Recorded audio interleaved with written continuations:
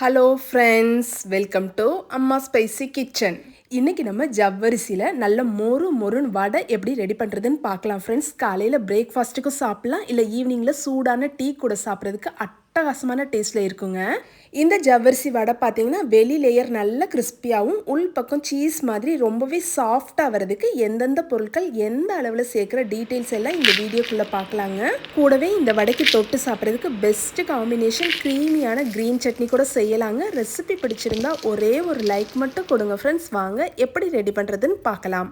இந்த வடை செய்கிறதுக்கு 150 கிராம் அளவில் ஜவ்வரிசி எடுத்திருக்கீங்க. மெஷர்மெண்ட் கப்பில் 1 கப் மாவு ஜவ்வரிசி எடுத்துக்கோங்க. நைலான் ஜவ்வரிசி வேண்டாம். இதில் பார்த்தீங்கன்னா தூசி ஏதாவது இருக்கும், அதனால் ஒரு தடவை மட்டும் ஜவ்வரிசி மூழ்கிறதுக்கு மேலேயே தண்ணி ஊற்றி கழுவிக்கிறணும். அழுத்தி பிசைஞ்சு கழுவிடாமல் கொஞ்சம் சாஃப்டாக இது மாதிரி சுத்தம் பண்ணிவிட்டு அந்த தண்ணியை முழுசாக வடிச்சிட்டு ஜவ்வரிசியை மட்டும் எடுத்துக்கோங்க. இப்போ இதில் 1 கப் தண்ணி சேர்த்துக்கிறேன். 1 கப் ஜவ்வரிசிக்கு 1 கப் தண்ணி சேர்த்துக்கோங்க. இது ஊறி வர்றதுக்கு சரியான அளவாக இருக்கும். காலையில் பிரேக்ஃபாஸ்ட்டுக்கு செய்கிறதா இருந்தால் நைட்லேயே ஊற வச்சுக்கணும், இல்லை ஈவினிங்கில் வடை செய்கிறதா இருந்தால் காலையில் ஊற வச்சுக்கோங்க. ஒரு 6லேருந்து 7 மணி நேரம் கட்டாயம் ஊறினா தான் இது மாதிரி ஒன்றோட ஒன்று ஒட்டாமல் எக்ஸ்ட்ரா தண்ணியும் இல்லாமல் இருக்கும். ஜவ்வரிசியும் பார்த்தீங்கன்னா இந்த மாதிரி சாஃப்டாக இருக்கணுங்க. இனி அடுத்ததான் ஒரு பேனை ஹீட் பண்ணிவிட்டு 1 கப் நிலக்கடலை சேர்த்துக்கிறேன். மீடியம் ஃப்ளேம்லேயே ஒரு 2லேருந்து 3 நிமிஷம் வறுத்துக்கோங்க. இப்போ நிலக்கடலையை லைட்டாக ப்ரெஸ் பண்ணினா இதோட தோல் ஈஸியாக உறிஞ்சு வர்ற பக்கம் வந்த பிறகு அடுப்பை ஆஃப் பண்ணிவிட்டு ஒரு தட்டில் கொட்டி நல்லா ஆற வச்சுக்கோங்க. இதோட ஹீட்டு முழுமையாக போயிடுச்சு. லைட்டாக இது மாதிரி அழுத்தி தேய்ச்சி விடுங்க. நல்லா வறுத்துருக்கிறதுனால ஈஸியாக தோல் பிரிஞ்சு வந்துடும். இதிலிருந்து 1/2 கப் நிலக்கடலையை மட்டும்தாங்க வடைக்கு போட்டுக்கிறணும். மீதம் இருக்க 1/2 கப்பை க்ரீன் சட்னி அரைக்கிறதுக்கு சேர்த்துக்கிறலாம். அதை தனியாக எடுத்து வச்சுட்டு மீதம் இருக்கிற பாதியை இது மாதிரி சப்பாத்தி ரோலரில் அழுத்தி தேய்ச்சி விடுங்க. ஒன்றும் பாதியமாக ஈஸியாக உடஞ்சிரும். இது மாதிரி வடைக்கு போடும்போது தாங்க ரொம்பவே டேஸ்ட்டாக இருக்கும். மிக்ஸி ஜாரில் அரைச்சாலுமே இது மாதிரி ஒன்றும் பாதியமாக அரையும் படாது. இப்போ இது இருக்கட்டும். இனி அடுத்ததான் மீதம் இருக்க நிலக்கடலையை க்ரீன் சட்னி அரைக்கிறதுக்காக ஒரு மிக்ஸி ஜாரில் போட்டுக்கோங்க. கூடவே அழுத்தமாக ஒரு கைப்பிடி கொத்தமல்லி இலையை சேர்த்துக்கிறேன். கூடவே இதில் பாதி அளவு புதினா சேர்த்துக்கோங்க. புதினா மல்லி இலை ரெண்டுமே சரிசமமாக கூட ஒரே அளவில் எடுத்துக்கிறலாம். அடுத்த காரத்துக்கு 3 பச்சை மிளகாய் சேர்த்துக்கிறேன். உங்கள் காரத்துக்கு ஏற்ற மாதிரி சேர்த்துக்கோங்க. இனி சின்ன பல்லாக 3 பல் பூண்டு, சின்ன துண்டு இஞ்சி, கூடவே 1 டீஸ்பூன் சீரகமும் சேர்த்துக்கோங்க. இனி டேஸ்ட்டுக்கு 1 டீஸ்பூன் கல்லுப்பு சேர்த்துக்கலாம். கூடவே உப்பு புளி காரம் எல்லாம் பேலன்ஸ் பண்ணுறதுக்கு 1 டீஸ்பூன் சர்க்கரையும் சேர்த்துக்கோங்க. கடைசியாக 1 டேபிள் ஸ்பூன் எலுமிச்சை சாறும் சேர்த்த பிறகு அரைக்கிறதுக்கு ஒரு 1/2 கிளாஸ் தண்ணியை ஊற்றிக்கிறேங்க. இதை தரிதரிப்பே இல்லாமல் ஃபைன் பேஸ்ட்டாக அரைச்சிக்கோங்க. இந்த பக்குவத்தில் நல்ல நைஸாக அரைச்சாச்சு. சட்னியோட கெட்டித்தன்மைக்கு ஏற்ற மாதிரி தண்ணி இனியும் கூடுதலாகவோ இல்லை குறைவாகவோ கூட சேர்த்துக்கிறலாம். தாளிப்பெல்லாம் வேண்டாங்க. நல்ல க்ரீமியான க்ரீன் சட்னி சூப்பரான டேஸ்ட்டில் ஈஸியாகவே அரைச்சாச்சு. அவ்வளோதாங்க. இப்போ இது இருக்கட்டும். இனி அடுத்ததாக வடைக்கு தேவையான பொருட்கள் எல்லாம் ஒவ்வொன்றா போட்டுக்கலாம். ஜவ்வரிசியை ஒரு அகலமான பவுலில் எடுத்திருக்கேன். கூடவே நம்ம ஒன்றும் பாதியமாக நுணுக்கி வச்ச நிலக்கடலையே போட்டுக்கோங்க. நல்ல வாசனைக்காக 1 டீஸ்பூன் சீரகம் சேர்த்துக்கிறலாம். காரத்துக்கு 2 பச்சை மிளகாயை பொடியாகவே கட் பண்ணிவிட்டு சேர்த்துருக்கேன்.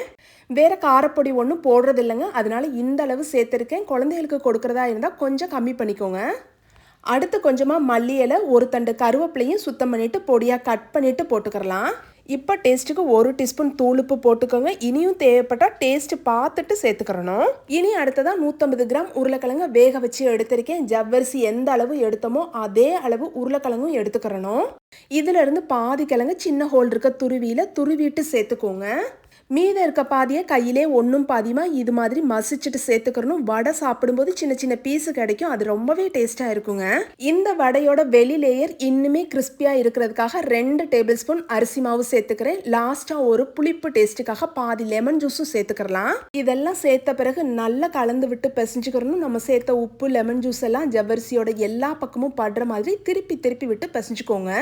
இந்த ஸ்டேஜில் உப்பு டேஸ்ட்டு பார்த்துட்டு தேவைப்பட்டா சேர்த்துக்கலாம். காரம் கம்மியாக இருந்தாலும் கூட திரும்பியும் 1-2 பச்சை மிளகாயை பொடியாக கட் பண்ணிட்டு சேர்த்துக்கோங்க. அவ்வளோதாங்க, வடை மாவு ரெடி ஆயிடுச்சு. இனி ஒரு பவுலில் கொஞ்சமாக தண்ணி எடுத்துட்டு கையை நல்லா நனைச்சிட்டு தேவையான அளவு மாவு எடுத்து விரிசல் இல்லாமல் நல்லா ரவுண்ட் ஷேப்பில் உருட்டிக்கோங்க. இப்போ இந்த உருட்டிய மாவை உள்ளங்கையில் வச்சு மெதுவாக அழுத்தி வடையாக தட்டிக்கோங்க. ரொம்பவும் மெல்லிசாவும் இல்லாமல் கெட்டியாகவும் இல்லாமல் மீடியம் கனத்தில் இது மாதிரி தட்டிக்கோங்க. இனி அடுத்ததாக வடையோட நடுவில் ஒரு சின்ன சைஸில் ஓட்டை போட்டுக்கிறேன். இதனால் வடை எல்லா பக்கமும் சமமாக வெந்து ரொம்பவே மொறுமொறுப்பாக கிடைக்கும். இதே மாதிரி மெத்தடில் எல்லா மாவையும் தட்டிட்டு ஒரு அகலமான தட்டில் வச்ச பிறகு தான் வடையை பொரிக்க ஸ்டார்ட் பண்ணணும். அப்போ தான் ஈஸியாக இருக்கும். இப்போ ஒரு அகலமான பேனில் பொரிக்க தேவையான ஆயிலை சூடு பண்ணிக்கிறலாம். எண்ணெய் ஒரு மீடியம் ஹீட்டில் சூடான பிறகு நம்ம தட்டி வச்ச வடையை ஒன்னொன்னா மெதுவாக எண்ணெயில் போட்டுக்கோங்க. ஒரே நேரத்தில் அதிகமான வடை போட வேண்டாம். ஃப்ரை ஆகிறதுக்கு இடம் விட்டு போட்டுக்கிறணும்.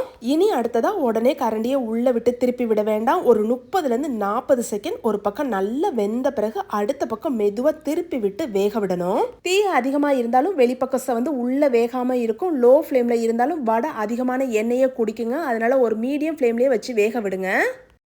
இப்போ 2 பக்கமும் திருப்பி திருப்பி விட்டு நல்ல கோல்டன் கலரில் செவந்து மொறுமொறுப்பாக ஆகிற இந்த ஸ்டேஜில் மெதுவாக எண்ணெயெல்லாம் நல்ல வடியை விட்டு வெளியே எடுத்துக்கோங்க. இதே மாதிரி மெத்தடில் மீத இருக்க வடையெல்லாம் பொரிச்சுக்கிறணும். இதோட சத்தத்தை மட்டும் கேளுங்க. வெளியே நல்லா செவந்து கிறிஸ்பியாகவும் உள்ள சீஸ் மாதிரி சாஃப்டாக வடை தயார் பண்ணியாச்சு. நீங்களும் கட்டாயம் ட்ரை பண்ணி பார்த்துட்டு உங்கள் ஃபீட்பேக்கை மறக்காமல் கமெண்ட் பண்ணுங்கள் ஃப்ரெண்ட்ஸ். ரெசிபி பிடிச்சிருந்தா ஒரே ஒரு லைக் மட்டும் கொடுங்க. நம்ம சேனல் அம்மா ஸ்பைசி கிச்சனையும் சப்ஸ்கிரைப் பண்ணி சப்போர்ட் பண்ணுங்கள் ஃப்ரெண்ட்ஸ். வீடியோ பார்த்துட்ருக்க எல்லா உறவுகளுக்கும் ரொம்ப ரொம்ப நன்றி.